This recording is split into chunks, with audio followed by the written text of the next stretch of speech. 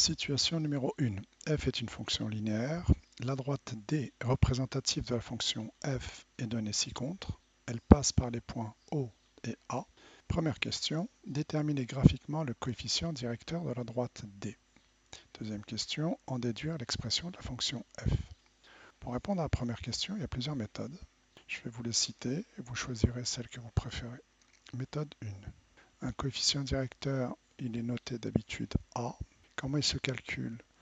Alors, première méthode, c'est tout simplement YA sur XA.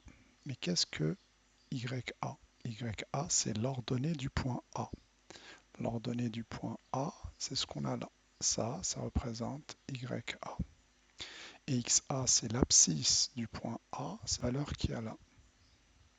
Conclusion, le coefficient directeur vaut 3 sur 4.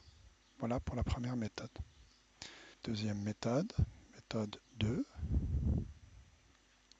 Notre coefficient directeur, on peut le voir comme étant un rapport de déplacement.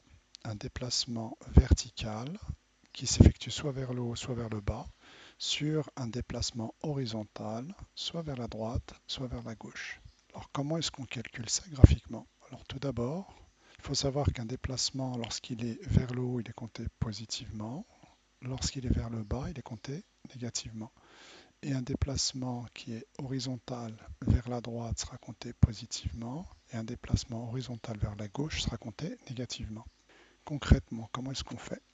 Alors, il y a deux façons de voir la chose. Soit on part du point O au point A, soit du point A au point O. Alors, pour faire simple, on va aller du point O au point A, et on va s'obliger à ne se déplacer que verticalement ou horizontalement. Alors, à partir du point O, on remarque que là, on avance de 1, 2, 3, 4. Donc, on s'est déplacé vers la droite de 4. Donc, à ce niveau-là, je vais mettre 4.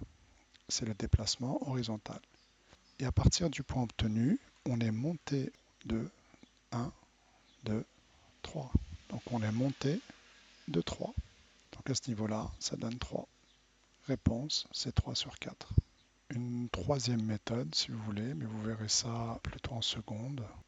Et c'est la généralisation, c'est comment est-ce qu'on détermine un coefficient directeur graphiquement à partir de deux points appartenant à la droite. Alors, c'est YA moins YO sur XA moins XO. YA, on a dit que c'était 3. YO, c'est l'ordonnée de l'origine, donc c'est 0. XA, on a trouvé 4. Et XO, c'est l'abscisse de l'origine, donc 0.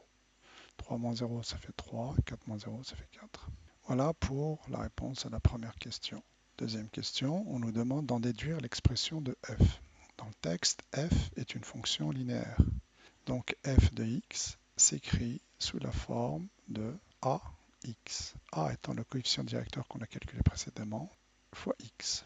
Donc, f de x égale, pour A on a trouvé 3 quarts, donc 3 quarts x. Voilà pour la réponse.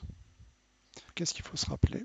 Pour calculer un coefficient directeur, A, on prend un point qui appartient à la droite, autre que l'origine, et on fait le rapport de son ordonnée sur son abscisse. Ça, c'est une méthode. La deuxième méthode a un rapport de déplacement vertical sur horizontal, tout en sachant que, comme on l'a dit tout à l'heure, quand on se déplace vers le haut, c'est positif, vers le bas, négatif, vers la droite, positif, vers la gauche, négatif. Voilà pour aujourd'hui.